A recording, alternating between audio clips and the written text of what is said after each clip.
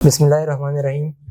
अच्छा, सबसे पहले मैं आप लोगों को ये बताना चाहता हूँ कि जिस स्टेज पे आप है तो ये एजुकेशनल करियर का स्टेज है। ये आप लोगों का प्रोफेशनल करियर नहीं है। अभी एजुकेशनल करियर का मतलब ये है कि यहाँ पे आपने सिर्फ और सिर्फ एक स्पेसिफिक प्रोफेशन के बारे में जानना है कि मतलब मैंने कौन से प्रोफेशन में आगे जाना है।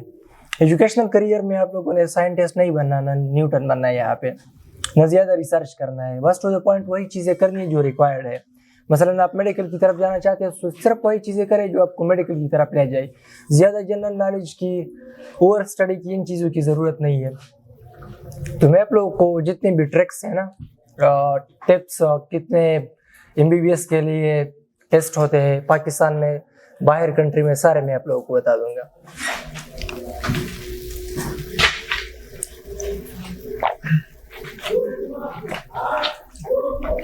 अच्छा, सबसे पहली बात करते हैं पाकिस्तान में जो सबसे टॉप और स्टैंडर्ड MBBS और BDS के लिए यूनिवर्सिटी है, वो है AKU की।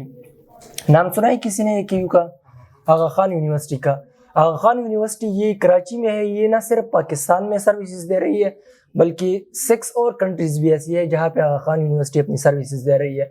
मतलब अगर MBBS आप करना चाहते हैं और सबसे गोल्ड स्टैंडर्ड यूनिवर्सिटी में करना चाहते हैं तो उसके लिए आगा खान बेस्ट है। आगा खान यूनिवर्सिटी गवर्नमेंट यूनिवर्सिटी नहीं है, ये प्राइवेट यूनिवर्सिटी है। लेकिन वो बच्चे जो कहते हैं कि हम यहाँ से बगैर पी के करना चाहते हैं तो उनके लिए एक अपॉर्चुनिटी है। आगा खान यूनिवर्सिटी का टेस्ट कब से स्टार्ट होता है, उसका सिलेबस क्या है, ये सब चीज़ें मैं आप लोगों को एक एक बताना चाहता हूँ। सबसे पहली बात ये कि इसकी अप्लाई इंडिकेट से पहले होती है। AKU की अप्लाई अपने साथ नोट करें, मार्च में स्टार्ट होती है। मार्च या अप्रैल में AKU की अप्लाई स्टार्ट होती है और इसका टेस्ट अगस्त में होता है। टेस्ट कब होता है इसका? अगस्त में, मतलब कभी टाइम होता है। लेकिन अप्लाई इंडिकेट से पहले करनी है। आप लोग का एग्जाम नहीं हुआ अभी तक सेकंड ईयर का, उससे पहले आप लोगों ने अप्लाई करनी है AKU के लिए। सही, AKU में MBBS भी होता है, BDS भी होता है और साथ BSN भी होता है। वो स्टूडेंट्स जो कहते हैं कि हम नर्सिंग करना चाहते हैं तो वो भी AKU टेस्ट के लिए अप्लाई कर सकते हैं। लेकिन नर्सिंग का डेट अलग है और MBBS BDS के टेस्ट का डेट अलग है। तो आगा खान सबसे गोल्ड स्टैंडर्ड है पाकिस्तान में। आगा खान यूनिवर्सिटी के लिए प्रिपरेशन कैसे करनी है? आगा खान यूनिवर्सिटी के लिए प्रिपरेशन बस सिंपल, आपकी जो बुक्स है PSC के वही पढ़ने हैं और साथ में आगा खान यूनिवर्सिटी के पास्ट पेपर्स है। पास्ट पेपर्स के सोर्सेज क्या है वो मैं आप लोगों को बाद में बताता हूँ। लेकिन आगा खान यूनिवर्सिटी के पास्ट पेपर्स आप लोग जितने मैक्सिमम करोगे ना तो उतना आप हाई स्कोर करोगे। आगा खान यूनिवर्सिटी का टेस्ट इतना मुश्किल नहीं होता, न इसके मार्क्स ज़्यादा होते हैं। जस्ट 100 मार्क्स वाला टेस्ट होता है और इसमें biology, physics, chemistry, maths, reasoning और साइंस रीजनिंग होती है। 20 MCQs बायोलॉजी के होते हैं, 20 केमिस्ट्री के होते हैं, 20 फिजिक्स के होते हैं, 20 मैथ्स रीजनिंग और 20 साइंस रीजनिंग। लेकिन वो मैथ्स की तरह नहीं होते, ना साइंस की तरह होते हैं। वो साइंस और मैथ्स रीजनिंग जिस तरह लॉजिकल रीजनिंग होते हैं ना, इस तरह इजी क्वेश्चन होते हैं। तो आप पास्ट पेपर सॉल्व करके आपको इजीली आइडिया हो जाएगा कि आगा खान यूनिवर्सिटी का टेस्ट पैटर्न क्या होता है। आगा खान यूनिवर्सिटी का टेस्ट तो सबसे बेहतरीन टेस्ट है लेकिन उसमें सिलेक्शन बहुत कम स्टूडेंट्स का होता है। आगा खान यूनिवर्सिटी में सिर्फ और सिर्फ 300 स्टूडेंट सेलेक्ट होते हैं इंटरव्यू के लिए फर्स्ट राउंड में। इंटरव्यू में फिर वो टॉप 100 स्टूडेंट्स लेते हैं। टॉप 300 इंटरव्यू में आ गई, फिर उसमें से टॉप 100 स्टूडेंट को एडमिशन मिलेगा। टॉप 100 स्टूडेंट्स में जो टॉप 5 स्टूडेंट्स है ना, उनको फ्री MBBS वो देंगे। उनका तकरीबन टोटल MBBS का खर्चा है 1 करोड़ 70 लाख। मतलब जो टॉप 5 स्टूडेंट्स है तो उनको 1 करोड़ 70 लाख का स्कॉलरशिप दिया जाएगा।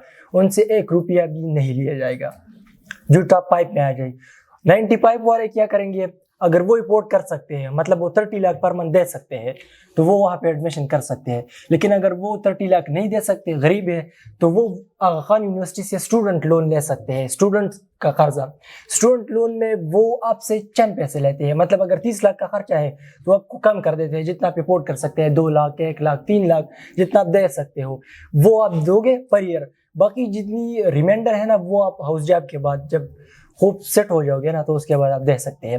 तो आगा खान यूनिवर्सिटी को मिस ना करें। कभी ये ना सोचे कि आगा खान यूनिवर्सिटी में सिर्फ और सिर्फ 100 स्टूडेंट सेलेक्ट होंगे। किसी को नहीं पता वो 100 स्टूडेंट्स कौन है, वो आप भी हो सकते हैं क्योंकि सेम बुक्स है, सेम स्टूडेंट्स है, सेम EPC है, यही टीचर्स होते हैं। वही पास पेपर वो भी देखते हो और आप भी देखते हो। कभी मिस ना करना इस पे कि यार वहाँ पे सिर्फ और सिर्फ 5 सीट्स है। हो सकता है, पॉसिबल है कि उन टॉप 5 में आप आ जाए। अगर टॉप 5 में नहीं, टॉप 95 में भी आ सकते हैं। प्राइवेट से तो अच्छी यूनिवर्सिटी मिल जाएगी ना अगर आप प्राइवेट की तरफ जा सकते हैं। तो सबसे पहले आगा खान यूनिवर्सिटी के टेस्ट को कभी मिस ना करें। और आगा खान यूनिवर्सिटी के लिए प्रिपरेशन पास्ट पेपर से और साथ में अपनी पीसी बुक्स। पास्ट पेपर कहाँ से लेने हैं वो मैं आप लोगों को बाद में बताता हूँ। कोई क्वेश्चन है आगा खान यूनिवर्सिटी के बारे में? अदर बोर्ड की मतलब नहीं, बोर्ड की कोई रेस्ट्रिक्शन नहीं है, जहाँ से आप है बस आप अप्लाई कर सकते हो उसके लिए। सिंध के बुक तो हमसे बहुत है। नहीं, सिंध की बुक से ही नहीं आता, ये जनरल टेस्ट होता है। मैथ्स रीजनिंग ना आपके बुक में है ना सिंध के बुक में, साइंस रीजनिंग ना सिंध के बुक में है ना पंजाब के बुक में। जनरल टेस्ट होता है ये। बायोफिजिक्स केमिस्ट्री के ऑलमोस्ट रिलेवेंट होते हैं, इजी टेस्ट होता है, इतना मुश्किल नहीं होता। इंटरव्यू में फिर सिलेक्शन मुश्किल होता है, उसके लिए फिर यूट्यूब पे वीडियोज देखनी है। How to clear interview of Aga Khan university, वो आसान है, इतना मुश्किल नहीं है। कोई और? वो मैंने बता दिया कि यूट्यूब पे सर्च करोगे। अगर आप मैं एक एक चीज़ पे लगूँ ना कि इंटरव्यू में क्या पूछते हैं, तो सिर्फ आगा खान यूनिवर्सिटी का टेस्ट भी नहीं हो सकता पूरी। लैंग्वेज इंग्लिश का होता है इंटरव्यू। वो आप पे डिपेंड करता है कि आप कम्युनिकेशन स्किल कितना स्ट्रांग है। सिर्फ कम्युनिकेशन भी नहीं, आपके नॉलेज पे भी डिपेंड करता है कि आप कैसे हैंडल कर सकते हो। वो सिचुएशन पे डिपेंड करता है। लेकिन पहले आप अप्लाई करें, अप्लाई के बाद टेस्ट दे दे, टेस्ट के बाद फिर इंटरव्यू। सही है ना? तो सबसे पहले टेस्ट दे दे, फिर बाद में सोचना कि इंटरव्यू कैसे होगी। सिलेक्शन हो गए इंटरव्यू, फिर मैं आप लोगों को बता दूंगा कि कैसे क्लियर करना है इंटरव्यू। अच्छा, आगा खान यूनिवर्सिटी का टेस्ट तो हो गया। दूसरा, नम्स का नाम आप लोगों ने सुना है? नम्स का टेस्ट, नम्स ये national university of medical sciences है। ये आर्मी के अंडर है और आप लोगों को पता है आर्मी के अंडर जो चीज़ होती है तो वो परफेक्ट होती है पाकिस्तान में ना, क्योंकि मैक्सिमम बजट उन्हीं की तरफ जाता है। तो नम्स यूनिवर्सिटी ये आर्मी के अंडर है। ये सिर्फ एमबीबीएस को ऑफर नहीं करता, BDS, MBBS, allied health sciences, BS NDPT आप जो भी करना चाहते हैं तो आप कर सकते हैं नम्स की यूनिवर्सिटी से। लेकिन नम्स का टेस्ट मेनली होता है एमबीबीएस और बीडीएस के लिए। अब नम्स प्राइवेट है या नम्स गवर्नमेंट है, क्वेश्चन यही पे रुकता है। नम्स में दो किस्म की यूनिवर्सिटीज़ है, दो किस्म के मेडिकल कॉलेजेस, एक है प्राइवेट और एक है गवर्नमेंट। जो गवर्नमेंट मेडिकल कॉलेजेस है उनमें सिर्फ और सिर्फ 47 सीट्स है, 47 सीट्स है आर्मी मेडिकल कॉलेजेस के। आर्मी मेडिकल कॉलेज के सिर्फ और सिर्फ कितने सीट्स है? 47 सीट्स। 47 में फिर 7 सीट्स बीडीएस के होते हैं और 40 सीट्स वो एमबीबीएस के होते हैं। टॉप 96 एग्रीगेट वाले, तकरीबन 97 एग्रीगेट वाले वो सेलेक्ट होते हैं आर्मी मेडिकल कॉलेजेस के लिए। नम्स में हर किसी का सिलेक्शन होता है, लेकिन बाकी जो मेडिकल कॉलेजेस है ना वो प्राइवेट मेडिकल कॉलेजेस है। नम्स के साथ एफिलिएटेड प्राइवेट मेडिकल कॉलेजेस है। सिर्फ एक सरकारी मेडिकल कॉलेज है और वो है एएमसी। लेकिन एएमसी में भी आपने पी देना है। पहले तो कम था एएमसी का पी, आप वहाँ पे पैंग कैडेट होते हैं। पैंग कैडेट तकरीबन 3 लाख पहले देते थे, अब 10 लाख पैंग कैडेट भी देंगे। तो मतलब 5 साल का खर्चा तकरीबन आप पे 50-60 लाख आता है। अगर प्राइवेट से अंदाजा लगाए ना आरएमआई, नॉर्थ वेस्ट यहाँ से, तो 1 करोड़ से ऊपर, मिनिमम 1 करोड़ से ऊपर, मैक्सिमम का तो आप सोच भी नहीं सकते। तो फिर अगर आरएमआई को देखें और एएमसी को देखें तो फिर AMC is a better option. तो एएमसी 47 सीट्स होते हैं। एएमसी के लिए अलग टेस्ट क्या होता है वो मैं आप लोगों को बाद में बता देता हूँ। लेकिन अगर आप नम्स के लिए अप्लाई करोगे ना तो आप एएमसी में एडमिशन ले सकते हैं एज अ पेइंग कैडेट। वहाँ पे आप पे करोगे, पैसे दोगे। पहले 3 लाख था, अब प्रीवियस ईयर वो 10 लाख हो गए हैं। तो आप तकरीबन 60-70 लाख का अगर रिपोर्ट कर सकते हैं 5 ईयर्स में, तो आप एएमसी के लिए फिर अप्लाई करें। और एएमसी के एजुकेशन स्टैंडर्ड हाई होता है, हर गवर्नमेंट कॉलेज से हाई होता है, क्योंकि इनली भी वो मैक्सिमम पास कर सकते हैं। तो ये तो हो गई नम्स के पैंकेट के। अच्छा, प्राइवेट मेडिकल कॉलेजेस कितने हैं? प्राइवेट बहुत ज़्यादा है। प्राइवेट मेडिकल कॉलेजेस का मेरिट कितना होता है? वो तकरीबन 85 तक आ सकता है। 85 तक, 85 एग्रीगेट मतलब हर कोई ले सकता है, मॉडल क्लास वाले स्टूडेंट्स ले सकते हैं। 85 एग्रीगेट तक तो आपने ले लिया, फिर आपने कौन से मेडिकल कॉलेज के लिए वहाँ अप्लाई करनी है। उसमें सिंध के भी मेडिकल कॉलेजेस होते हैं और पंजाब के भी मेडिकल कॉलेज होते हैं नम्स के साथ, अच्छे भी होते हैं, लो रैंक वाले भी होते हैं। लेकिन आपने कोशिश करनी है कि आप क्विम्स में एडमिशन ले लें, Quetta institute of medical sciences. ये नाम सिर्फ अपने साथ नोट करें कि अगर आपका रिपोर्ट नहीं कर सकते प्राइवेट मेडिकल कॉलेज तो कोशिश करें कि क्विम्स में आप एडमिशन ले। क्विम्स सबसे लोवेस्ट फी वाला प्राइवेट मेडिकल कॉलेज है नम्स में। बाकी जो प्राइवेट मेडिकल कॉलेज है तो उसमें एवरेज 70 to 80 लाख का खर्चा आता है, लेकिन क्विम्स में फिर आप पे कम खर्चा आएगा, 1 करोड़ से भी ज़्यादा आ सकते हैं क्योंकि प्राइवेट मेडिकल कॉलेज है। लेकिन नम्स के प्राइवेट मेडिकल कॉलेज जो दीगर प्राइवेट मेडिकल कॉलेज से उनसे बेटर है। अगर आप अफोर्ड कर सकते हैं और चाहते हैं कि मैं प्राइवेट करूँ ना, तो फिर आप नम्स की तरफ जाए। जो दीगर प्राइवेट मेडिकल कॉलेज है तो वहाँ पे एडमिशन ना लें। तो क्विम्स अपने साथ नोट करें, Quetta institute of medical sciences, यहाँ पे आप लाजमी एडमिशन ले लें क्योंकि ये नम्स के जो एफिलिएटेड मेडिकल कॉलेज है ना, उनमें लो फी मेडिकल कॉलेज है।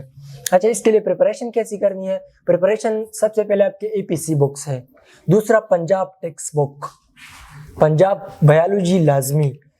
अगर केमिस्ट्री नहीं पढ़ सकते वो फेडरल से पढ़ सकते हैं, लेकिन पंजाब बायोलॉजी आप लोगों ने लाजमी पढ़नी है नम्स के लिए। नम्स टेस्ट के लिए अपना स्पेसिफिक सिलेबस होता है, आप लोग का APC का सिलेबस नहीं। 2023 के लिए अपना सिलेबस होगा, 2024 के लिए अपना सिलेबस। आप लोगों ने उस सिलेबस के अकॉर्डिंगली प्रिपरेशन करना है।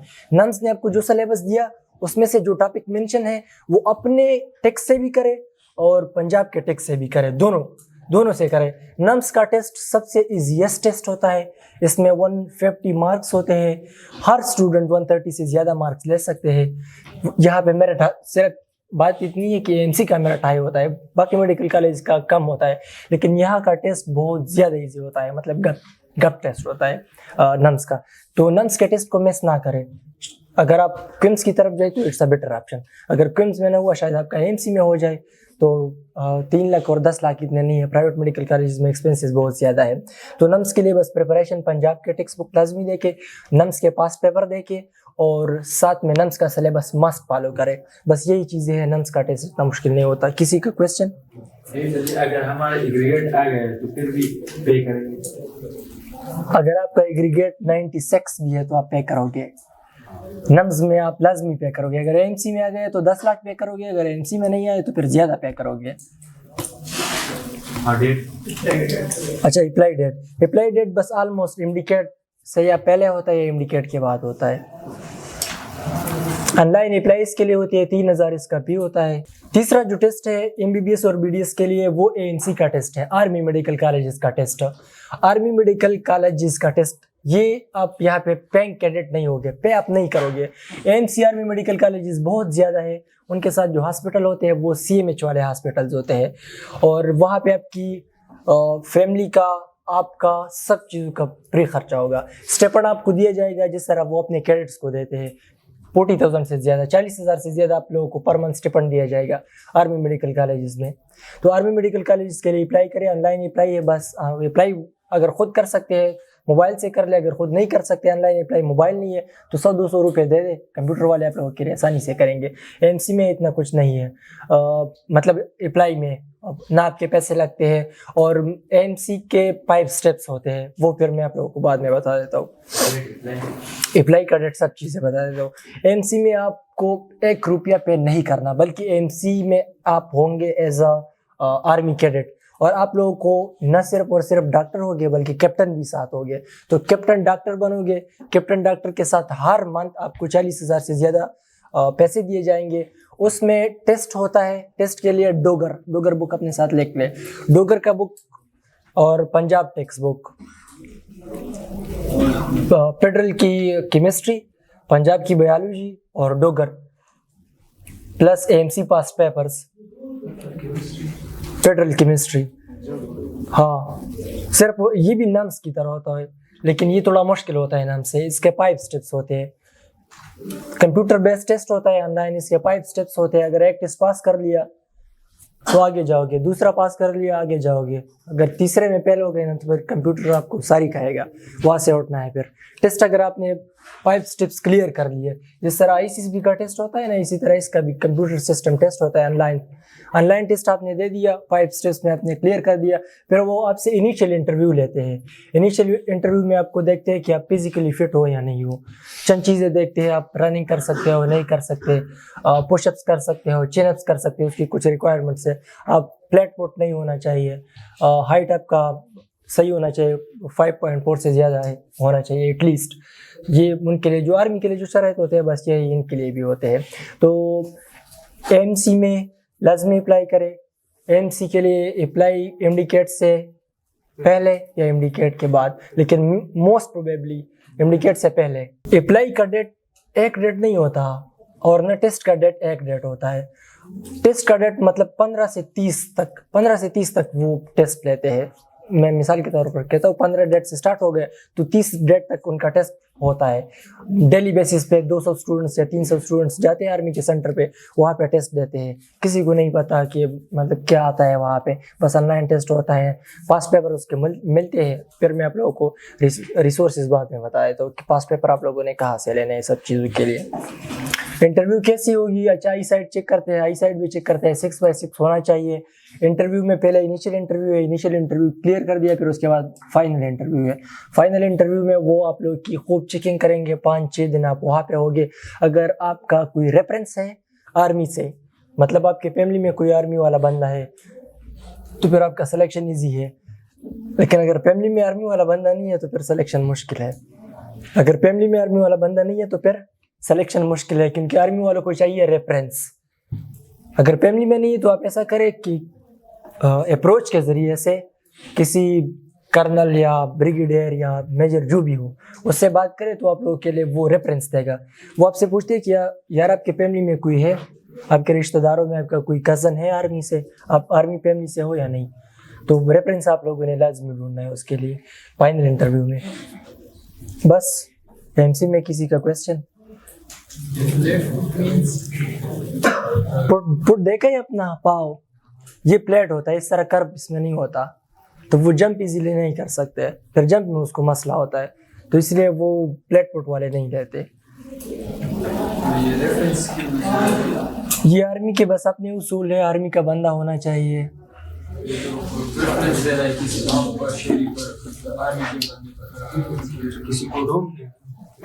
यही तो बात है ना, यही तो मसला है सारा, क्यों प्रेफरेंस देते हैं।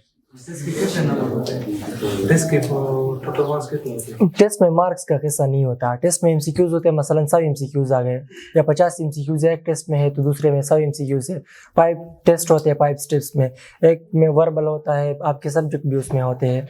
वर्बल होता है, फिर वर्बल के बाद नॉन वर्बल होता है। वर्बल क्लियर कर दिया तो उसके बाद नॉन वर्बल क्लियर करोगे, नॉन वर्बल क्लियर कर दिया तो फिर उसके बाद एकेडमिक क्लियर करोगे, एकेडमिक क्लियर कर दिया तो फिर उसके बाद और टेस्ट होते हैं, 5 टेस्ट होते हैं उसके एक ही टाइम पे। बस आप कंप्यूटर के लिए बैठे होगे, जिस टेस्ट पे आप फेल हो गए ना उसी बस आप उठोगे खामोशी से। ये आप आईसीएसबी का बुक लोगे तो आपको मुकम्मल डिटेल में पता चल जाएगा कि वर्बल और नॉन वर्बल क्या चीज़ें हैं। ईजी होता है वर्बल और नॉन वर्बल आईसीएसबी के बुक से। एएमसी का अपना भी बुक है, एएमसी का, और आईसीएसबी का बुक भी है, लेकिन बेटर ऑप्शन ये है कि आप एएमसी का बुक ले रहे, आईसीएसबी का नहीं। अच्छा, इसके बाद जो 2 मेडिकल कॉलेज ऐसे हैं जिनका पीवी बहुत कम है पाकिस्तान में, और उनके लिए कोई स्पेसिफिक टेस्ट नहीं है। मतलब आपने जो इंडिकेट दे दिया ना, बस सिर्फ इंडिकेट के बेस पे आपने अप्लाई करनी है, और वो कोटा बेस है। मतलब पाकिस्तान के सारे रीजन्स के स्पेसिफिक कोटा है वहाँ का। एक है APMDC federal medical and dental college, और दूसरा है शेख जायद। एपीएमडीसी और शेख जायद के लिए आप लोगों ने अलग अप्लाई करनी है, उसके लिए टेस्ट की ज़रूरत नहीं है, सिर्फ इंडिकेट उसके लिए रिक्वायरमेंट है। इंडिकेट आपका पास होना चाहिए, आप जिस जगह से भी हो पाकिस्तान में, तो आपने एपीएमडीसी और शेख जायद मेडिकल कॉलेज के लिए अप्लाई करनी है। अप्लाई आप लोगों ने एपीएमडीसी या शेख जायद की वेबसाइट पे नहीं करनी, शहीद जुल्फ़िकार अली भुट्टो यूनिवर्सिटी के वेबसाइट पे आप लोगों ने ऑनलाइन अप्लाई इसके लिए करनी है। किसके वेबसाइट पे? Shaheed Zulfikar Ali Bhutto medical university, UHS के वेबसाइट पे नहीं करनी। सबसे लोवेस्ट फी वाले जो मेडिकल कॉलेज है ना पाकिस्तान में, वो एपीएमडीसी और शेख जायद है। एजुकेशन स्टैंडर्ड उनका बहुत अच्छा है, हॉस्टल की फैसिलिटीज़ बेस्ट है, जिम की फैसिलिटीज़ भी होते हैं। हॉस्पिटल पिम्स का नाम सुना है ना पाकिस्तान में, पिम्स जैसे हॉस्पिटल है उनके साथ, तो एपीएमडीसी और शेख जायद को मिस ना करें। केपीके के मेरे ख्याल में 38 सीट्स है वहाँ पे, पाटा के कुछ अपने सीट्स है, एमबीबीएस के सीट्स भी है और बीडीएस के सीट्स भी है। पंजाब वालों के ज़्यादा होते हैं, वो आबादी के लिहाज भी देते हैं, लेकिन केपीके वालों की 38 सीट्स है, तो 38 सीट्स को मिस ना करें। एपीएमडीसी और शेख जायद मेरिट कितना होता है? मेरिट वेरिएबल होता है, मेरिट डिपेंड करता है आप कहाँ से हो, केपीके से हो, पाटा से हो, पंजाब से हो, आपका डिस्ट्रिक्ट कौन सा है, और पर ईयर मतलब टेस्ट में कितने मार्क्स लिए हैं एक स्टूडेंट्स ने, पर ईयर एग्रीगेट कितना आया है, तो वो एग्रीगेट वाइज वेरी करता है। मेरिट का ना सोचे, ऑलमोस्ट इंडिकेट जितना होता है। लेकिन अगर आपको एक केपीके में एक मेडिकल कॉलेज मिल रहा है, वो है सेमी गवर्नमेंट लाइक किम्स, तो आप फिर एफएमडीसी या शेख जायद को प्रेफर करें। या आपको केपीके में ऐसा मेडिकल कॉलेज मिल रहा है जो आपके घर से बहुत दूर है, तो आप एफएमडीसी और शेख जायद को सेलेक्ट करें, क्योंकि वहाँ का एजुकेशन स्टैंडर्ड बहुत अच्छा है और उसके साथ हॉस्पिटल की रोटेशन सब चीज़ें बहुत अच्छी है। तो एफएमडीसी और शेख जायद मेडिकल कॉलेज के नाम नोट करें। अप्लाई इसके लिए ऑनलाइन है, टेस्ट के बाद इसके लिए अप्लाई करनी है। टेस्ट के बाद मीन्स रिजल्ट के बाद, इंडिकेट का रिजल्ट आ गया, उसके बाद आप लोगों ने ऑनलाइन इसके लिए अप्लाई करनी है। बस ऑनलाइन इसके लिए अप्लाई करनी है शहीद जुल्फ़िकार अली भुट्टो मेडिकल यूनिवर्सिटी के वेबसाइट पे। प्राइवेट नहीं, पब्लिक है, मींस गवर्नमेंट है। इसका स्पेसिफिक टेस्ट नहीं होता, इंडिकेट दे दिया बस, दैट्स मोर देन एनफ। सिर्फ इंडिकेट के बेस पे आपका सिलेक्शन होगा। क्राइटेरिया क्या है, जिस तरह इंडिकेट की क्राइटेरिया है ना, बस सेम इसी तरह एफएमडीसी और शेख जायद सिलेक्शन क्राइटेरिया है। मतलब 40% आप लोगों का एपीसी काउंट होगा, 10% मैट्रिक काउंट होगा, 50% इंडिकेट के मार्क्स काउंट होंगे। इसके बेस पे जो एग्रीगेट आपका बनता है कलेक्टिवली, वो आप के काउंट हो गया वहाँ पे। Almost same as indicate, pre होता है। हाँ, गवर्नमेंट मेडिकल कॉलेज में या गवर्नमेंट यूनिवर्सिटी में प्री का मतलब होता है कि वो आपसे 20-30 हज़ार या 50 हज़ार लेते हैं। प्री का मतलब ये नहीं होता कि 1 रुपया आपसे नहीं लेते, लेकिन कम लेते हैं। प्राइवेट में आपसे एटलीस्ट 16 लाख लेते हैं, एटलीस्ट। सिर्फ ट्यूशन फी पर मंथ नहीं, पर ईयर। सेमेस्टर नहीं होता, पर ईयर होता है। तो पर ईयर आपको एटलीस्ट 16 लाख पे करने हैं, चाहे जो भी प्राइवेट मेडिकल कॉलेज हो पाकिस्तान में। और फिर उसके साथ जो अदर एक्सपेंसेस होते हैं तो 20 लाख 22 लाख इस तरह आते हैं। मतलब 1 करोड़ से लेके 1 करोड़ 50 तक अगर आपके पास है तो आप प्राइवेट में एडमिशन ले सकते हैं। तो एफएमडीसी और शेख जायद को मिस ना करिए, प्राइवेट मेडिकल कॉलेजेस नहीं है, गवर्नमेंट मेडिकल कॉलेज है। पाटा के यहाँ पे सीट्स है मेरे ख्याल में 14 है या इतने, लेकिन पाटा के सीट्स हैं। एक और टेस्ट है ईचीसी का नाम सुना है?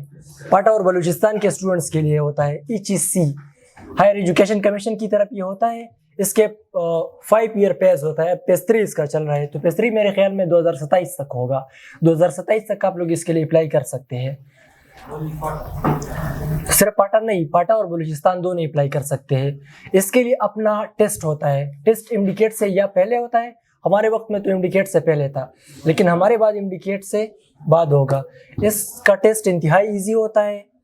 100 MCQs होते हैं, बायोलॉजी, केमिस्ट्री, फिजिक्स, इंग्लिश, ये चीज़ें जिस तरह इंडिकेट किए। इंतहाई इजी टेस्ट होता है। डिपेंड करता है कि आप कहाँ से हैं। सिलेक्शन इसमें स्कॉलरशिप भी होता है, एमबीबीएस और बीडीएस के सीट्स भी होते हैं। पाटा और बलूचिस्तान के लिए सिर्फ है। स्कॉलरशिप कितना होता है पर ईयर? आपको 1,43,000 पर ईयर, आपको 1,43,000 वो देंगे। साथ में आपको एमबीबीएस की सीट भी देंगे। केएमसी से अच्छा मेडिकल कॉलेज होगा। केएमसी मेरे ख्याल में रैंक 4 या 5 पे है। किंग एडवर्ड और डो यूनिवर्सिटी जैसी यूनिवर्सिटी है इसमें। तो ये सिर्फ पाटा वालों के लिए है और बलूचिस्तान वालों के लिए है। इसमें स्कॉलरशिप्स भी होती है और साथ सीट भी होता है। बीडीएस और एमबीबीएस दोनों के सीट होते हैं। टेस्ट इसका इंतहाई ईजी होता है, ऑनलाइन अप्लाई होती है। फीस का सिर्फ और सिर्फ 500 है। 500 फी आपने बस जमा करनी है इसके लिए, that's more than enough. Preparation की खास ज़रूरत नहीं है, बस आपने जो प्रिपरेशन इंडिकेट के लिए की है एचईसी के पास पेपर दे के और साथ में डोगर वाला बुक दे के, बस एचईसी प्लस डोगर बुक।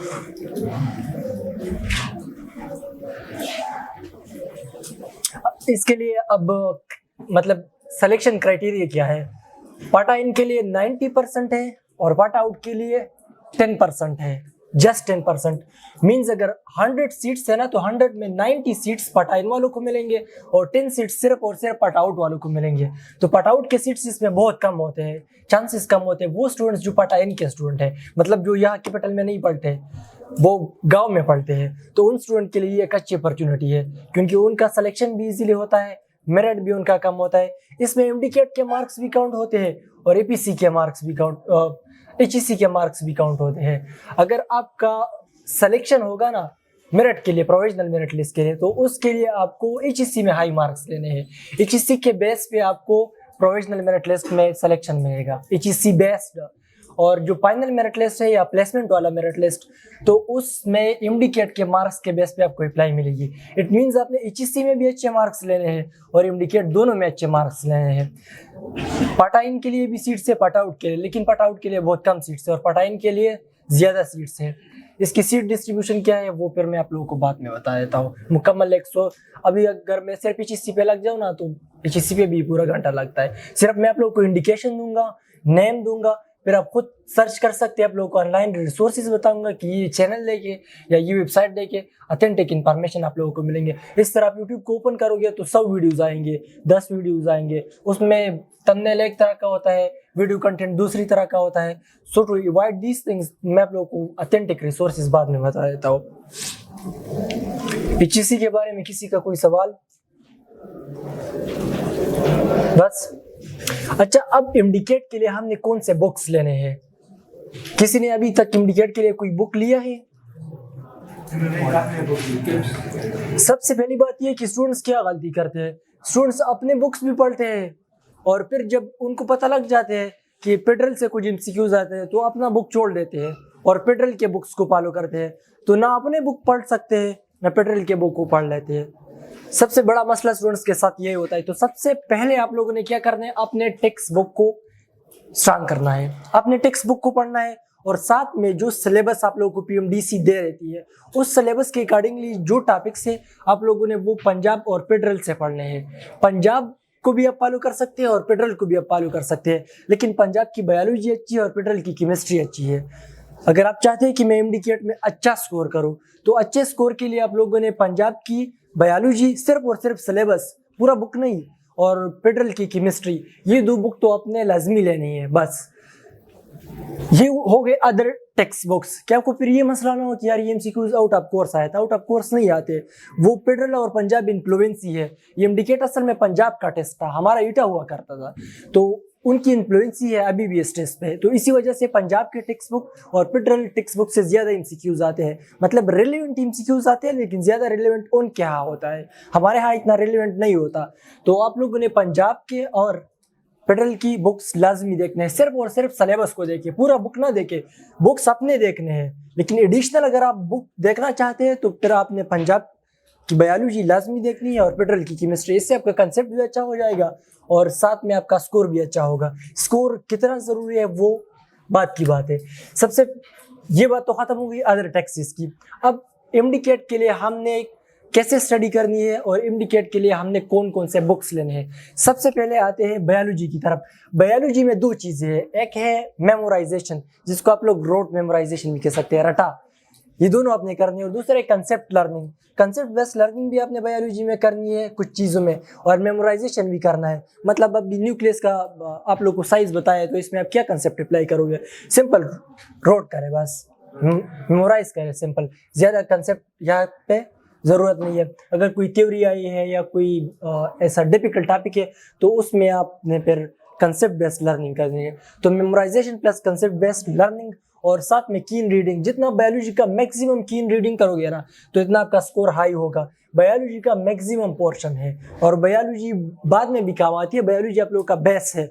आपने अगर MBBS के लिए जाना है, BDS के लिए जाना है, जहाँ पे भी जाना है, बायोलॉजी बेस है। बायोलॉजी को आप लोगों ने अच्छी तरह पढ़ लेनी है।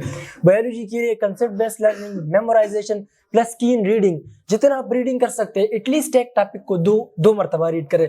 और रीड इस तरह नहीं कि बस आप एक लाइन को देखते रहे, रीड जितना जल्दी आप करोगे ना तो उतना आपका फोकस स्ट्रांग रहेगा, आपका फोकस नहीं हटेगा। अगर आप स्लो रीडिंग करोगे ना, ये प्रैक्टिस करो, स्लो रीडिंग से आपकी तवज्जो हट जाएगी। आप तेज रीडिंग जितना करोगे ना, एक टॉपिक को 2 मरतबा या 3 मरतबा रीड करो, आपकी मेमोराइजेशन स्पीड भी स्ट्रांग होगी और आपका फोकस नहीं हटेगा। तो बायोलॉजी में क्या करना है?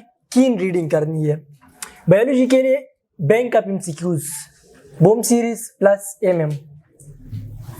KPK के स्टूडेंट्स बॉम सीरीज और अपना बुक, पंजाब की बायोलॉजी और साथ में MM, ग्रिप और कैप्स स्टेप्स, ये आप ले सकते हैं, लेकिन वो पंजाब के साइड पे ज़्यादा अच्छे हैं। आप KPK के स्टूडेंट्स हैं तो आपके टेक्स के लिहाज से जो MCQs बनाए गए हैं वो बैंक ऑफ MCQs है और MMA है।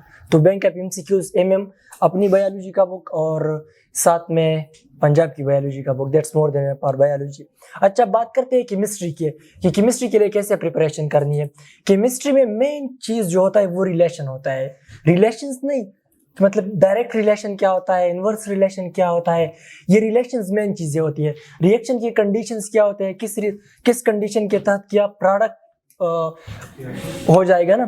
तो ये रिएक्शन कंडीशंस और साथ में रिलेशंस, ये केमिस्ट्री का बेस है। ये दो चीज़ें आप लोगों ने बहुत स्ट्रांग करनी है कि आप मैथमेटिकल रिलेशन से कैसे स्टेटमेंट को निकाल लेते हैं और आप एक स्टेटमेंट से कैसे मैथमेटिकल रिलेशन को बना सकते हैं। तो केमिस्ट्री में आप लोगों ने लाजमी इस चीज़ पे फोकस करना है। अच्छा, केमिस्ट्री के लिए हम लोगों ने कौन से प्रैक्टिस MCQs बुक्स लेने हैं, तो केमिस्ट्री के लिए जो सबसे बेस्ट है मेरे ख्याल में वो चैंपियन सीरीज़ है। चैंपियन सीरीज़ आप लोग केमिस्ट्री के लिए ले सकते हैं। अगर आप पंजाब के साइड पे हैं तो फिर आप किप्स का बुक ले सकते हैं, लेकिन KPK के स्टूडेंट के लिए champion series more than enough. अब आते हैं फिजिक्स की तरफ। फिजिक्स सबसे आसान होता है। Physics the easiest portion of MD-CAT। लोगों को मुश्किल लगता है ना, क्योंकि ये बायोलॉजी के साथ ज़्यादा रिलेट नहीं करता। तो फिजिक्स सबसे इजीएस्ट पोर्शन होता है, इसका MCQs भी कम होते हैं। इसके लिए प्रिपरेशन कैसे करनी है, क्या न्यूमेरिकल्स देखने हैं या नहीं, प्रिपरेशन सिंपल है। अपना बुक देखिए KPK का, दैट्स मोर देन इनफ।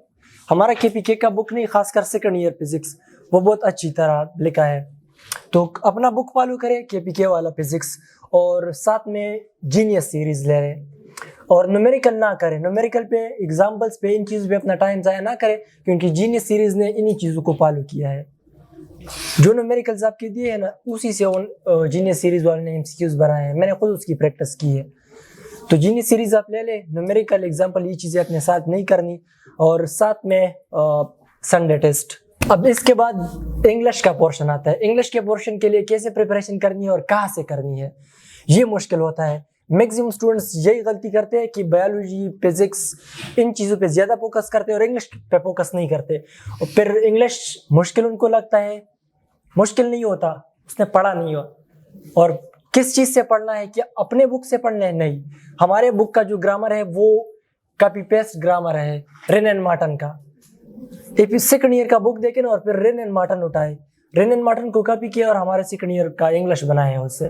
तो रेन एंड मार्टन बहुत अजीब बुक है, मतलब वो CSS और PMS वाले पढ़ते हैं। इतनी हाई लेवल पे आप लोगों को स्टडी की जरूरत नहीं है, और इंग्लिश के MCQs भी कम है। तो 15 MCQs के लिए तो आप रेन एंड मार्टन पढ़ नहीं सकते और ना अपना बुक पढ़ सकते हैं। तो क्या करें, सिर्फ जो सिलेबस में इंग्लिश का पोर्शन दिया है सिर्फ वही आप लोगों ने रेन एंड मार्टन से तैयार करनी है।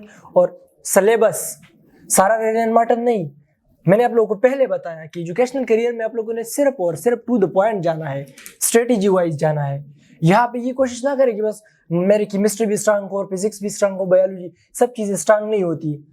आपने इस स्टेज पे डिसाइड करना है कि मैंने आगे कहाँ कैसे जाना है। तो कैसे और कहाँ जाना है, उसके लिए आपने स्ट्रेटेजी अप्लाई करनी है। हर चीज़ को याद नहीं करना, सिर्फ और सिर्फ सिलेबस को, और सिलेबस के साथ नसीर अब्बास सर के लेक्चर्स और उसके लेक्चर नोट्स।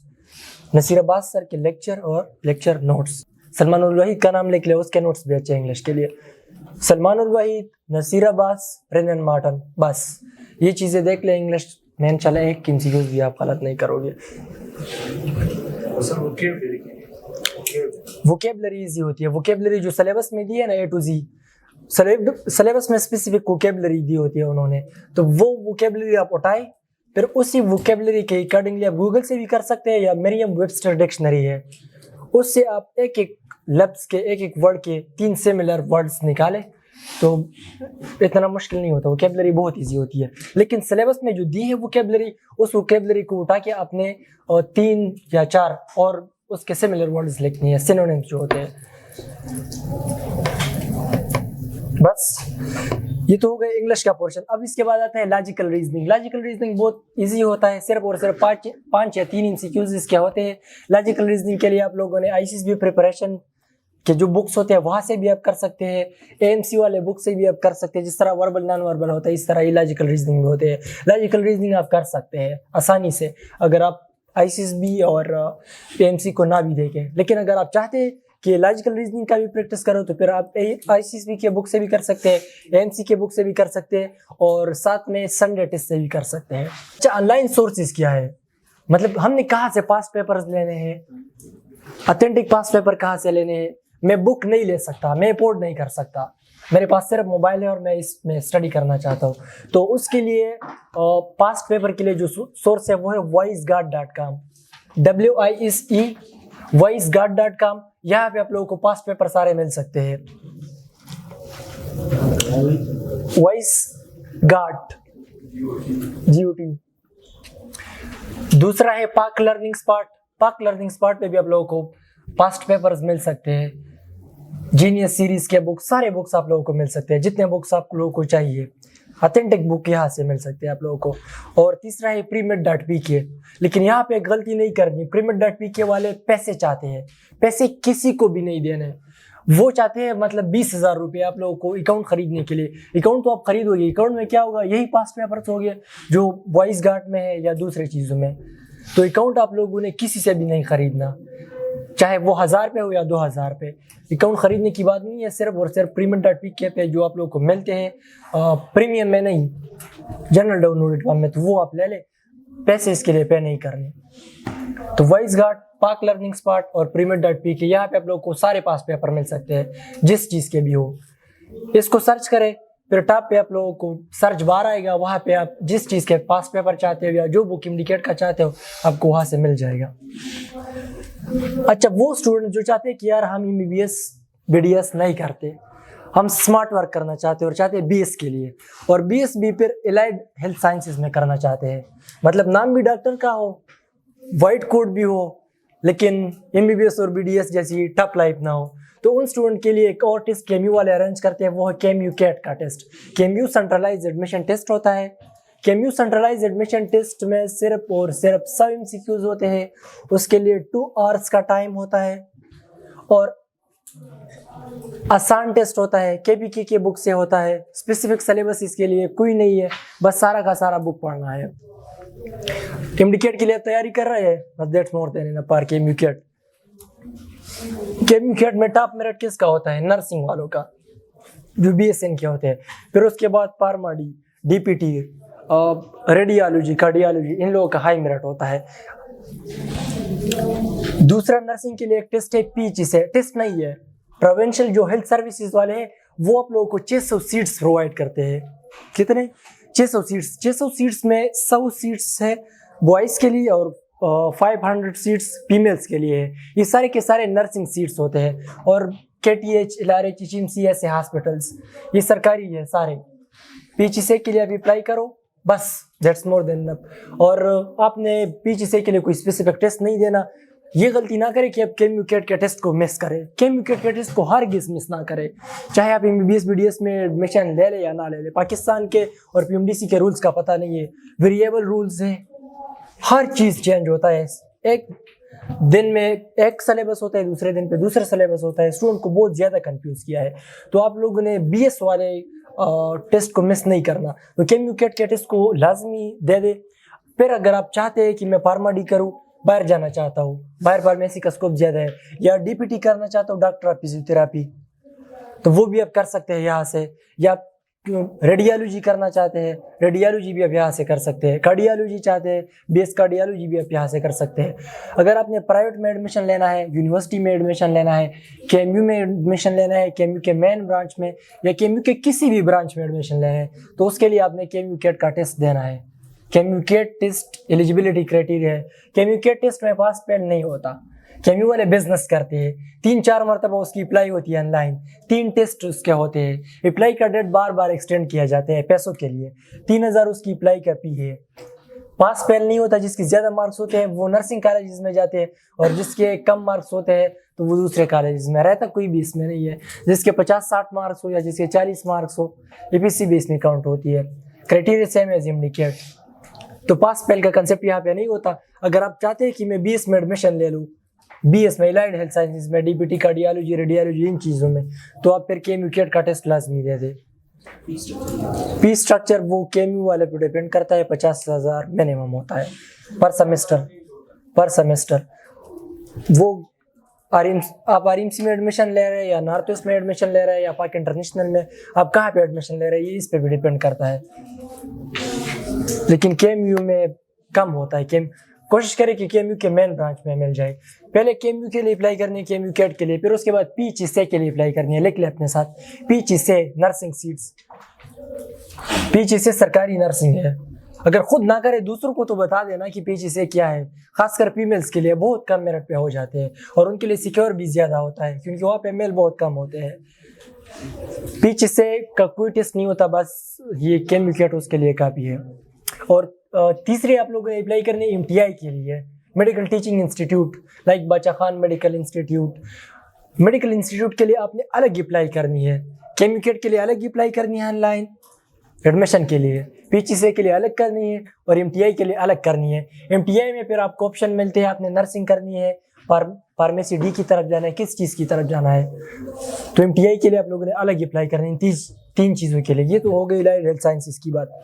अच्छा, इसके बाद मैं चाहता हूँ कि मैं बाहर से MBBS करूँ और वो भी पैसे देना नहीं चाहता, प्री करना चाहता हूँ। तो प्री MBBS के लिए बाहर कंट्री से 2 कंट्रीज ऐसे जो प्री MBBS प्रोवाइड करती है। एक है इटाली, IMAT टेस्ट उसका होता है। IMAT अपने साथ लिख ले, IMAT Italy medical admission test. इसके तकरीबन 10 यूनिवर्सिटी है IMAT के। यहाँ पे आप लोगों को फुली फंडेड स्कॉलरशिप भी मिलता है, मतलब आप MBBS का खर्चा नहीं होगा और आपको परसेंटेज में भी मिलता है। इसके 60 MCQs होते हैं, 90 मार्क्स होते हैं, नेगेटिव मार्किंग सिर्फ और सिर्फ 0.4 होते हैं। मतलब एक MCQs गलत कर दिए तो 0.4 आपसे काट दिए जाएंगे। एलिजिबिलिटी क्राइटेरिया इसके लिए आपके 60% EPC में होने चाहिए और 50 मार्क्स आपके टेस्ट में होने चाहिए। ये IMAT का अपना टेस्ट होता है, ये इस्लामाबाद में इसका अपना टेस्ट होता है। अप्लाई मेरे ख्याल में उसकी जनवरी में स्टार्ट होती है। ऑनलाइन अप्लाई इसके लिए होती है। अप्लाई के लिए आप लोगों ने 130 यूरो जमा करनी है। दूसरा जो है वो है बांग्लादेश का। बांग्लादेश वाले भी सारे एशिया को प्रोवाइड कर देते हैं। फिर एशिया में कुछ रीजन है सार्क वाले रीजन में पाकिस्तान भी आता है। तो पाकिस्तान के लिए बांग्लादेश की तरफ से 21 MBBS के सीट्स है और 2 BDS के सीट्स है। जो स्टूडेंट चाहते हैं कि हमें फुली फंडेड मिल जाए तो प्री MBBS बांग्लादेश वाले देते हैं आप लोगों को 21 MBBS के सीट्स है और 2 BDS के सीट्स है। टोटल 23 सीट्स है पाकिस्तान के लिए। इंडिया के भी सीट्स है, श्रीलंका, सारी कंट्रीज के, लेकिन पाकिस्तान के 21 सीट्स है। टेस्ट इसके लिए कोई स्पेसिफिक टेस्ट नहीं होता, बस इंडिकेट उसके लिए पास करना लाजमी है क्योंकि PMC के ये रूल्स है। और अप्लाई आप लोगों ने इसके लिए ऑनलाइन करनी है। कहाँ पे करनी है इसकी वेबसाइट में आप लोगों को बता देता हूँ, www.dgme.gov.bd। ये बांग्लादेश की ऑनलाइन अप्लाई का वेबसाइट है। तो यहाँ पे आप ऑनलाइन अप्लाई कर सकते हैं और बांग्लादेश में MBBS कर सकते हैं। इसके बाद 2 रीजन से हम या मेनली लोग जाते हैं चाइना की तरफ या रशिया की तरफ। मैं प्रेफर करता हूँ रशिया को, चाइना को नहीं। चाइना से वापस आओगे तो फिर PMDC के 2 टेस्ट देने हैं। वो इतने मुश्किल टेस्ट होते हैं जितना आपका MDCAT। तो मतलब फिर से MDCAT के लिए बैठना है। फिर क्या करोगे, टीचिंग करोगे, या अगर आप ज़्यादा कॉम्पिटेंट हो, आपका नॉलेज अच्छी तरह है तो फिर आप पास कर सकते हैं। उसके लिए मेहनत फिर से रिक्वायर्ड है। तो चाइना की तरफ सेकंड ऑप्शन चाइना होना चाहिए, पहला ऑप्शन रशिया होना चाहिए। रशिया में 2 यूनिवर्सिटी है, रशियन इंटरनेशनल और रशियन एशियन। एशियन में सिर्फ एशिया के स्टूडेंट्स होते हैं, वहाँ का खर्चा टोटल 20 लाख तक होता है और रशियन इंटरनेशनल का खर्चा इसके डबल होता है, 36 से लेकर 40 लाख तक। उसमें सारे इंटरनेशनल स्टूडेंट्स होते हैं। PMDC ग्रीन लिस्टेड है। कोशिश करें कि सिर्फ और सिर्फ PMDC ग्रीन लिस्टेड यूनिवर्सिटी में आप अप्लाई करें। हर एक यूनिवर्सिटी में नहीं, PMDC ग्रीन लिस्टेड यूनिवर्सिटी में आप लोगों ने अप्लाई करनी है। जो यूनिवर्सिटी PMDC के साथ ग्रीन लिस्टेड नहीं है, आप लोग एडवर्टाइजमेंट पे ना जाए, ऑथेंटिक सोर्सेज पे जाए, तो उन पे आप लोगों ने अप्लाई करनी है। रशिया को प्रेफर करें। फिर उसके बाद सेकंड ऑप्शन चाइना है। चाइना में एटलीस्ट आपका 50 लाख तक खर्चा आएगा। चाइना में बहुत ज़्यादा यूनिवर्सिटी है, लेकिन वहाँ पे भी ख्याल रखना है कि PMDC ग्रीन लिस्टेड यूनिवर्सिटी हो। एब्रॉड MBBS भी हो गया। अच्छा, इसके बाद एक नर्सिंग टेस्ट है AAPNS। ये सिर्फ और सिर्फ फीमेल्स के लिए होता है। मतलब जिनके सिस्टर्स हो ना या फैमिली में, तो वो AIPNS टेस्ट उनको रिकमेंड करे। आर्म फोर्स नर्सिंग का टेस्ट होता है, ये सेम एज AMC होता है। यहाँ पे उनको नर्सिंग भी दी जाती है फ्री, साथ स्टेपन भी दिया जाता है हर महीना। 30 के से ज़्यादा होता है, 30,000 या 40,000 स्टेपन भी दिया जाता है, नर्सिंग भी फ्री होता है, अकोमोडेशन सब चीज़ें वो देते हैं। AIPNS का टेस्ट और साथ में सेकंड लेफ्टिनेंट का रैंक भी दिया जाता है। जिस तरह MC में बॉयज़ को कैप्टन का रैंक दिया जाता है, इसी तरह इनको सेकंड लेफ्टिनेंट का रैंक दिया जाता है। इसके लिए MC का बुक और या डोगर बुक, बस that's more than enough. Physical fitness लाजमी होनी चाहिए। इनिशियल इंटरव्यू इसमें भी होता है, फाइनल इंटरव्यू और वेट, आई साइट, फ्लैट फुट, ये सारी चीज़ें इसमें शामिल होती है। लेकिन ये सिर्फ और सिर्फ फीमेल्स के लिए होता है AIPNS टेस्ट। इसके बाद आता है ICSB का टेस्ट। जो बंदे चाहते हैं कि मैं आर्मी की तरफ जाऊँ, मतलब बचपन से वो चाहते हैं कि ISBR के ड्रामे जिसने देखे और कहते हैं कि आर्मी की तरफ जाओ, तो उसके लिए इंटर सर्विसेज सिलेक्शन बोर्ड वाला टेस्ट है। ये ना कहो कि अब आर्मी कैसी है, you people have to change everything. तो ICSB का टेस्ट दे दें। ICSB का टेस्ट, ICSB में जो सबसे बेस्ट है वो एयरफोर्स वाला है, एयरफोर्स का टेस्ट। वहाँ पे आप GD पायलट सेलेक्ट होते हैं। उनकी ड्यूटी आसान होती है, सैलरी भी अच्छी होती है, ज़्यादा ख्वार नहीं होते, बस सिर्फ और सिर्फ जंग कौन करता है, सिर्फ और सिर्फ बस आप वहाँ पे होगे। 2-3 घंटे ड्यूटी होती है। और मेडिकल वाले कर सकते हैं, मेडिकल वाले नेवी में नहीं जा सकते, नेवी में उनका स्पेसिफिक यूनिट नहीं होता। इंजीनियरिंग वाले ज़्यादा पास करते हैं क्योंकि उसमें फिजिक्स और मैथ्स थोड़े टफ होते हैं। बाकी मेडिकल वाले भी इसके लिए अप्लाई कर सकते हैं। लेकिन अगर आप वहाँ पे नहीं जाना चाहते तो फिर आप ICSB की तरफ जाए। ICSB में आप बैंक कैडेट होगे, मतलब आपको पैसे दिए जाएंगे, 40,000 का स्टेपन दिया जाएगा 2 साल तक। आपकी सैलरी स्टार्ट होगी, आपका रैंक भी वहाँ से स्टार्ट होगा जिस दिन आप फीमेल लॉन्ग कोर्स या शॉर्ट कोर्स वाले जगह पे कदम रखोगे। कैप्टन का रैंक भी होगा, मतलब सेकंड लेफ्टिनेंट से आपका रैंक स्टार्ट होगा।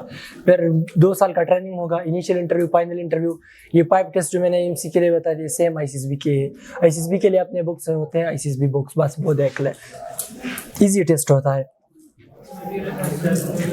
रेफरेंस तो ICSB में लाजमी है, फर्ज है रेफरेंस होना चाहिए आर्मी से। मैं सिर्फ आप लोग को चंद चीज़ें बता देता हूँ, वो है MCQs को कैसे सॉल्व करें। ये मसला होता है। सबसे पहली बात ये कि MCQs को काम एंड कूल रीड करें। काम एंड कूल रीड कर दिए MCQs को। अगर सिंपल स्टेटमेंट है तो टिक लगाए, इफ नॉट सिंपल स्टेटमेंट छोड़ दे, क्योंकि पहले माइंड ज़्यादा फोकस नहीं होता। पहले बंदे में वो इनिशियल एंजाइटी होती है, बंदा जल्दी में भी होता है, तो पहले डायरेक्टली स्टार्ट ना करे।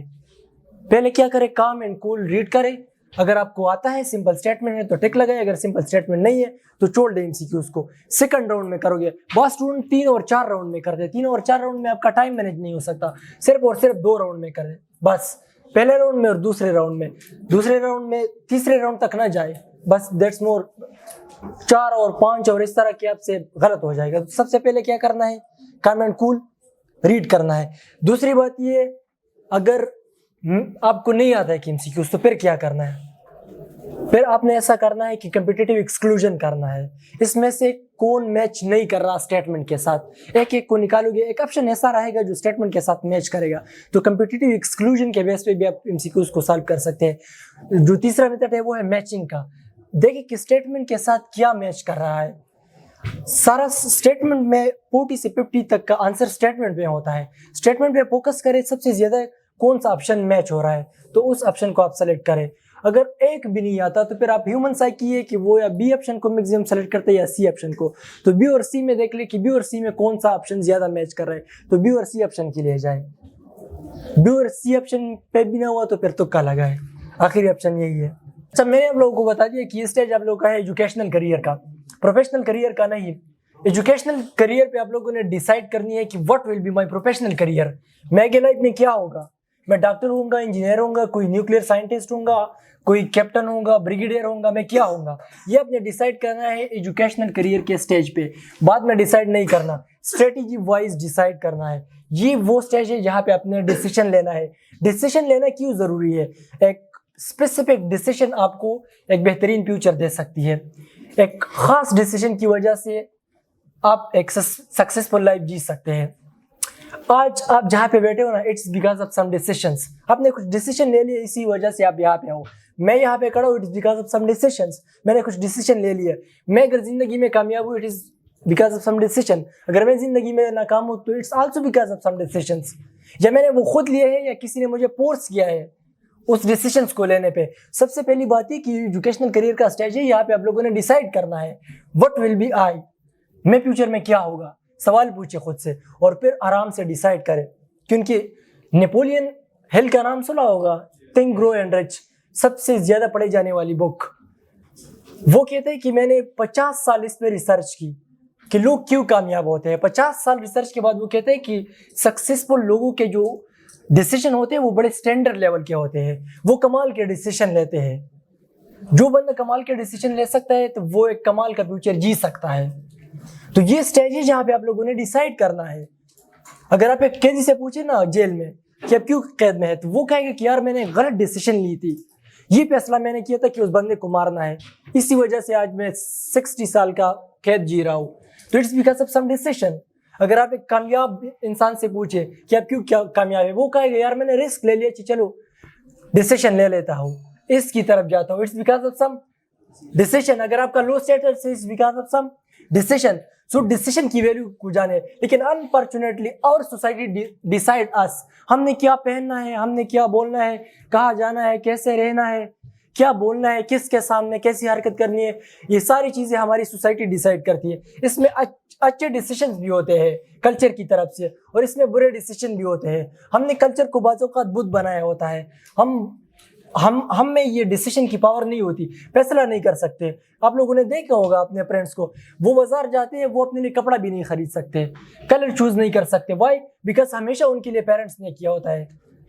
पेरेंट्स का डिसीजन अच्छी बात है, लेकिन आपने अपने सन्स डॉटर को भी ये इख्तियार देने कि वो डिसीजन ले ले, क्योंकि डिसीजन से एक्सपीरियंस आएगा और एक्सपीरियंस से वो सक्सेस आएगा। तो अगर आप एक्सपीरियंस नहीं है, डिसीजन नहीं है, तो सक्सेस कहाँ से आएगा? तो अनफॉर्चुनेटली आवर सोसाइटी डिसाइड अस। अच्छा, डिसीजन कैसे ले ले, हाउ टू टेक डिसीजन। मैंने तो आप लोगों को ये बता दिया कि डिसीजन जरूरी है, डिसीजन की अहमियत क्या है, लेकिन डिसीजन मैं ले लूँ कैसे? सबसे पहली बात, आप जो चीज़ बनना चाहते हैं, सी इनसाइड यू। मैं चाहता हूँ कि मैं इंजीनियर बनूँ, किसी का ना सुने और जाके एक सीनियर इंजीनियर से पूछे। लेकिन याद रखिए वो सीनियर इंजीनियर जेलसी वाला ना हो, वो सीनियर इंजीनियर आपका कंपिटिटिव ना हो, वो आपके साथ कंपटीशन में ना हो। मतलब आपका कोई इलाके की सीट, आप भी उसके लिए कम्पीट कर रहे हैं और वो भी इसके लिए कम्पीट कर रहा है, उससे डिसीजन ना ले, वो आप लोग को सही डिसीजन नहीं ले देगा। सही है ना? जेलसी वाले बंदे से, बुज़दिल बंदे से कभी राय ना ले। तो ओपिनियन सबसे पहले अपने एक मेंटर से ले ले। I want to be a doctor, I want to be an engineer. अगर हम डॉक्टर अब्दुल कदीर खान को कोई सर्जन बनाते तो क्या पाकिस्तान एटम बम बना सकता था? नहीं ना। तो आप अपने अंदर देखें, मैं क्या हूँ, 20 साल मेरे हो गए, मैं ये क्या बन सकता हूँ। तो फिर उसके बाद आप डिसाइड करें, किसी से मशवरा ले ले, मशवरा सुनना थे, उसके बाद आपने डिसाइड करना है। लेकिन याद रखिए डिसीजंस एंगर की कंडीशन में ना ले। गुस्सा वो शेर है जो आपके फ्यूचर को बकरा बना के खा देती है। गुस्सा कभी ना करें। एंगर शैतान की वजह से होता है, शैतान के असर की वजह से।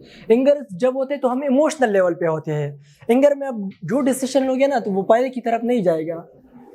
गुस्सा वो तप्पड़ है जो सिर्फ और सिर्फ आपके पैस पे लगती है, दूसरे के पैस पे नहीं। गुस्सा असल में दूसरों की सजा खुद को देनी है। गलती किसी और की है, उस सजा में खुद अपने आप को दे रहा हूँ। तो गुस्से में कभी डिसीजन ना ले, इमोशंस में कभी डिसीजन ना ले। बाज़ औक़ात हम इमोशनल हो जाते हैं कि मैं ये करूँगा, इमोशन के वक्त पे भी डिसीजन ना ले।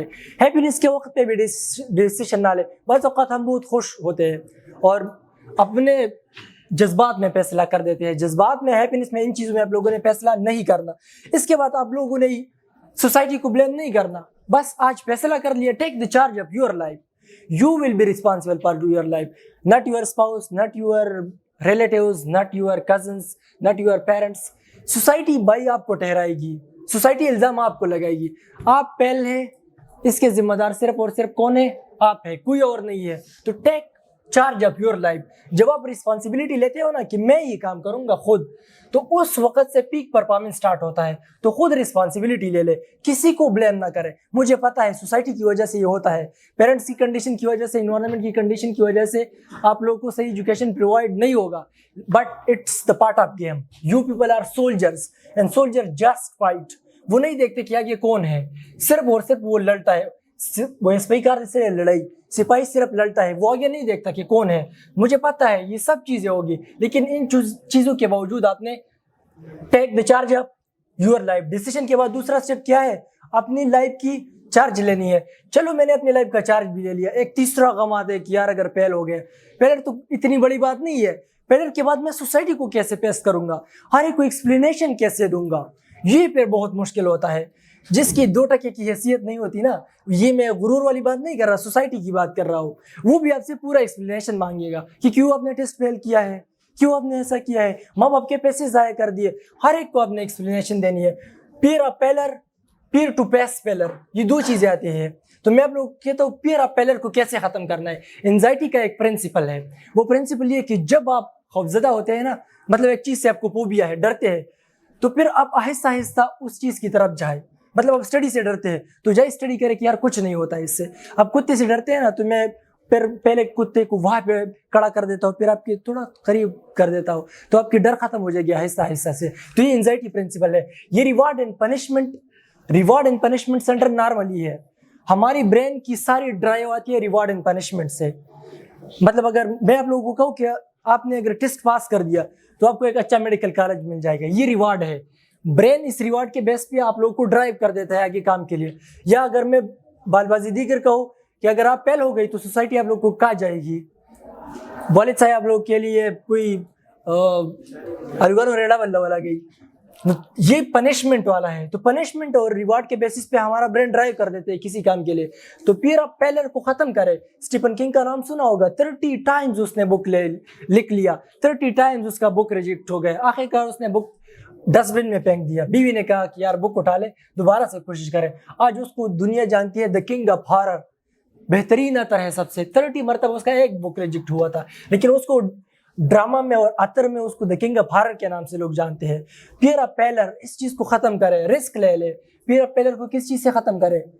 रिस्क से ले। रिस्क से फियर ऑफ फेलियर को खत्म करे कि यार हो जाएगा, मेरा गेम है, मैं खेलूंगा, मैं रिस्पॉन्सिबल होगा हर चीज के लिए, मैं देखूंगा। हर चीज में देखते कि यार इसमें इसराफ होता है। घर में कोई ज्यादा ऑयल डाले ना, इसराफ कर दिया, थोड़ा ज्यादा पानी बहाया जाए तो इसराफ कर दिया। लेकिन हम अपने टाइम को वेस्ट करते हैं, कभी ये नहीं सोचा कि मैंने इसराफ कर दिया।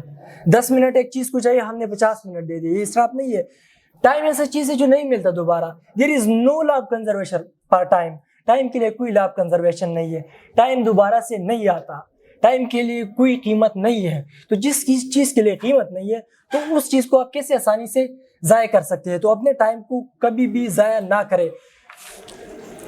इसके बाद आता है एक और step, love with the vision. अपने विजन के साथ लव करें, मोहब्बत करें, इश्क और जुनून करें। जो फील्ड आपने सेलेक्ट कर दिया ना, उस फील्ड के साथ फिर स्टिकी रहे। लोग कुछ भी कहेंगे, लेकिन आपने स्टिकी रहना है, क्योंकि स्कोप हमेशा इंसान का होता है। स्कोप फील्ड का नहीं होता, स्कोप आपका होता है। You will define your field. आप एक सिग्नेचर बनोगे अपनी फील्ड में। आपने डिफाइन करना है कि मेरा फील्ड कितना बेहतरीन फील्ड है। अकॉर्डिंग टू अमेरिकन रिसर्च 2013, 70% ऐसे लोग हैं जिनको अपने जॉब में इंटरेस्ट नहीं है, क्योंकि उनको फोर्स किया है। डिसीजन फोर्स डिसीजन है, किसी ने उसको कहा कि ये यार ये जॉब ले लो। 50% ऐसे लोग हैं जो काम करना नहीं चाहते, जस्ट टाइम पास कर देते हैं। तो सबसे पहले क्या करना है? लव विद द विजन करना है। टोनी रॉबिन्स का नाम आप लोगों ने सुना होगा, दुनिया का सबसे टॉप स्पीकर है। वो एक दिन अपने हेलीकॉप्टर में जा रहा था तो एक बिल्डिंग नीचे देखा तो उसके आंखों में आंसू आ गए, और उसने पायलट को कहा कि यार इस बिल्डिंग के ऊपर से इस हेलीकॉप्टर को थोड़ा घुमाए। उसने कहा कि क्यों? तो टोनी रॉबिन्स ने कहा कि 10 साल पहले मैं इस बिल्डिंग में खाकरोब था। मैं खाकरोब जानते हो, जो झाड़ू, तो मैं सिर्फ यहाँ पे खाकरोब था, आज मैं हेलीकॉप्टर में हूँ। 10 साल पहले मैंने डिसाइड किया था कि मैं हेलीकॉप्टर में होगा। फिर वो जाता है तो वहाँ पे कितना रश होता है, वो बात वो और कहानी है, फिर अगर टाइम मिला तो उसके लिए करूंगा। अच्छा, आप लोग अलग पांडे का नाम सुना है, फिजिक्स वाला। अलग पांडे BS इंजीनियरिंग कर रहा था, 2 साल गुजार लिए BS इंजीनियरिंग में। 2 साल के बाद उसको मजा नहीं आया इंजीनियरिंग में, वापस आ गया घर पे एक सिंपल व्हाइट बोर्ड लगा दिया, ट्यूशन स्टार्ट कर दिया लोगों को, और अपनी वीडियोस बनाना स्टार्ट किया। उसके वालिद उसको कहते थे कि यार पागल हो, अच्छी खासी यूनिवर्सिटी इंजीनियरिंग की छोड़ दी और अब यहाँ पे आ गए एक व्हाइट बोर्ड लगा दिया है, कितने कमा लिए। 1 साल बाद वो अपने वालिद को कहते कि मैंने 8000 कमा लिए। वालिद हंसता है कि 1 साल में तूने 8000 कमा लिए, इसके लिए तूने इंजीनियरिंग छोड़ दी। आज अलग पढ़ने की 1200 करोड़ का असासा है। फिजिक्स वाला ऑर्गेनाइजेशन वाले का 1200 करोड़ असासा, उन्होंने क्या कर दिया, अपने विजन के साथ लव कर दिया और क्या कर दिया, दूसरा चीज रिस्क ले लिया और एक टाइम पे एक चीज पे फोकस करे, क्योंकि माइंड से ना मोटरवे बना ले, इससे बाजार वाला रोड ना बना ले, किस पे हर चीज हो, वन टाइम वन फोकस, आज क्या लर्न करना है कल को छोड़ ले, सिर्फ और सिर्फ एक चीज पे फोकस करे और ये ना सोचे कि मैं गरीब हूँ, मेरे पास पैसा नहीं है, make your disability an ability यार, you are able in a different way, you are not disable. Messi का नाम सुना है, 11 साल में अपनी स्कूल की फुटबॉल टीम से उनको निकाला गया because of growth hormone deficiency. Cap का कद दूसरे फुटबॉलर से कम होगा, आज दुनिया उसे बेहतरीन फुटबॉलर के नाम से जानती है। आइंस्टाइन को तो सब लोग जानते हैं, बेहतरीन फिजिसिस्ट।